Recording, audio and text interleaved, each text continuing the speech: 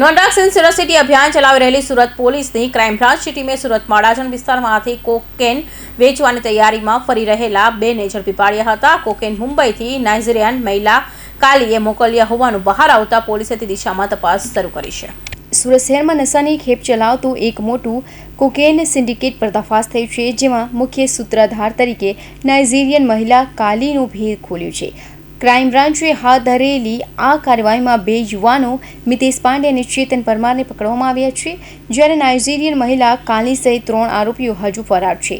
Cocaine ડીલના આ કેસમાં 8.490 ગ્રામ cocaine, 3 mobile phone, રોકડ રકમ એમ યમહા સ્કૂટર સહિત કુલ 11,50,020નો મુદ્દામાલ જપ્ત કરાયો છે. તપાસમાં ચોંકાવનારો ખુલાસો થયો છે કે નાઇજીરિયન મહિલા કાલી મુંબઈના વસઈ વિસ્તારમાં રહે છે અને તેણે સુરતના બંને યુવકોને કોકેન સપ્લાય કરી હતી. કાલીએ કોકેન પહોંચાડવા માટે પોતાના સાથી રાજેશ પ્રસાદને સુરત મોકલ્યો હતો, જેની માધ્યમથી મિતેશ અને ચેતન સુધી કોકેન પહોંચાડવામાં આવ્યું હતું.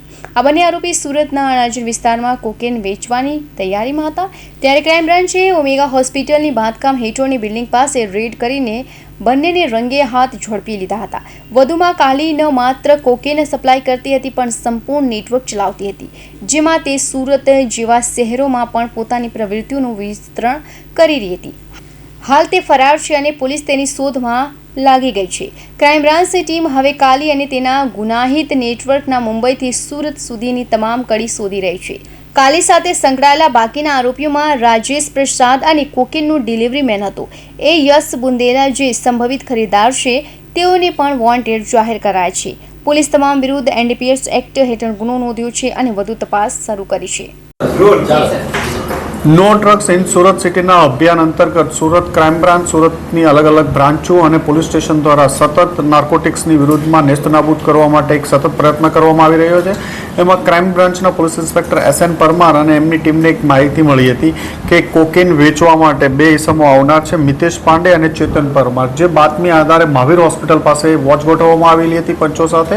દરમિયાનમાં એક યામાહા એરોક્સ મોટરસાઇકલ ઉપર આ બંને આવતા એમને પકડી પાડવામાં આવ્યા અને એમના કબજામાંથી 9 ગ્રામ જેટલું કોકેન મળી આવ્યું છે. આ કોકેન બાબતે ક્યાંથી લાવ્યો અને શું કરવાનો હતો એ પૂછપરછ કરતા યશ બુંદેલા નામના એક માણસ વધુ નામ ખોલેલું હતું કે મિતેશ પાંડે અને ચેતન પરમાર. આ યશ બુંદેલા ત્રણેય ભેગા થઈ મુંબઈથી આ ડ્રગ્સ મંગાવી કોકેન અહીંયા અલગ અલગ વિસ્તારોમાં છેલ્લા 6 માસથી વેચે છે. આનું વેચવાનો ભાવ 1 ગ્રામનો 10,000 રૂપિયાથી વધુના ભાવથી આ લોકો વેચતા હોય છે. આગળમાં આમાં પણ એક નાઇજીરિયન લેડી અને એક બીજા માણસનું નામ ખુલ્યું છે અને તપાસ આ બાબતમાં ચાલુ છે. નાઇજીરિયન લેડી કોણ છે સર? ક્યારથી આ લોકો સંપર્કમાં? 6 માસથી એની સાથે સંપર્કમાં છે. કોકેન ક્યાંથી લાવ્યા હતા? સુરતમાં ક્યાં ડિલિવરી માટે જવાનું? કોકેન છે એ મુંબઈથી આવેલું હતું અને અલગ અલગ લોકો જે એના રેગ્યુલર કસ્ટમર હશે એમને છૂટક 6 માસથી આ લોકો ધંધો કરે છે. એમને આઈડેન્ટિફાઈ કરી અને એમને પણ ઓળખવામાં આવશે. આરોપીનો બેકગ્રાઉન્ડ શું?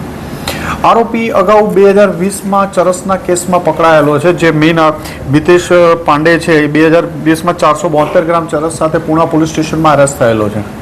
સર, આ નાઇજીરિયન લેડી સાથે કઈ રીતે સંપર્કમાં રહેતા હતા?